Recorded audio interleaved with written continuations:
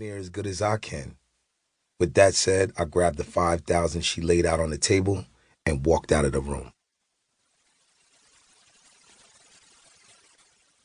Carter. The first thing I did after depositing my money into the bank was jump in the shower. I had to wash off the 5 G's I'd worked for. Sex usually wasn't work for me, but unfortunately, any time spent with Deanna was just that. I guess I should be happy that her personality didn't match her looks. As sexy as she was, were she a sweetheart, it would probably have taken me longer to amass all the money I had, because even though she could afford it, I'd feel bad about taking as much money from her as I did. Now, I know that doesn't sound right, but I'm a gigolo. I'm in this business to make money. Taking my clients for all they have is what I'm supposed to do in order to make a living. Gigolo equals sex equals cash equals a living. For a lot of cats in this line of business, that's the equation. But for me, it's different. I had my living long before the rich, neglected, desperate housewives. Before the career change, I used to work in the corporate world as a consultant. Basically, one screwed up company after another paid me big bank to pretend to give a shit and help them straighten out their financial situations.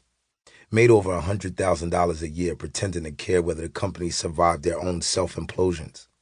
I lived a good life, drove a Benz, lived in a fly-ass 3-bedroom condo. My clothes were never out of style. Women were never in short supply. Gigolo equals sex equals cash equal an accident. I was in New York on a business trip when my life changed. Chilling at the bar in a hotel restaurant, sipping on a rum and coke. I was watching the Miami Heat play the Detroit Pistons on the TV hanging in the corner when Cheryl Robertson approached me. Is this stool taken?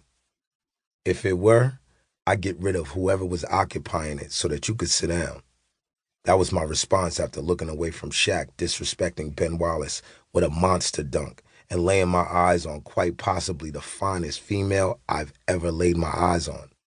Tall and slender, with mahogany-colored skin, hypnotic brown eyes. Full, I know you want these lips, and a pair of beautiful breasts begging to be released from the black halter top she was wearing. Cheryl flashed a sexy smile and said, "Thank you." "My pleasure." Once she was seated and had placed her purse to the side, I extended my hand. "Carter Reed." "Cheryl Robinson," she said, taking it. "I take it your husband will be joining you soon?" I asked, noticing the diamond on her ring finger. Cheryl pursed her lips, raised her eyebrows a bit, and said, "My husband is upstairs sitting on a bed, making love to his laptop. He could give 2 shits about joining me for anything." I nodded. "Didn't mean to upset you." Cheryl shook her head. "I'm not upset, just stating the facts." "Nothing but the facts, huh?" "Nothing but." "Can I buy you a drink?" "Cosmo, please, and thank you." After ordering her Cosmo and another rum coke for myself, I said, "So is your husband here for business?" "Yes, he is." "Do you usually come with him on his trips, or are you here for business as well?" I asked as the bartender brought our drinks. Cheryl took a sip of hers and said very matter-of-factly, "No, I just came to spend his money. Are you here on business?" "I am." "And your companion?" "Non-existent. I'm happily single." "Gay?" "Hell no." "Had to ask." I nodded, took a sip of my drink, and after a brief couple of seconds of silence, said what I was thinking. "Your husband's a fool to neglect a woman as beautiful as yourself." Looking at me over the rim of her glass, Cheryl said, "Would you neglect me, Mr. Reed?" "Mr. Reed is my father. Call me Carter. And let's just say that the laptop is the last thing I'd be making love to right now." Cheryl's eyes closed a fraction, and a slight smirk appeared on her lips. "Is that right, Carter?" "Just stating the facts," I said honestly. "Nothing but the facts, huh?" "Nothing but, Mrs. Robertson."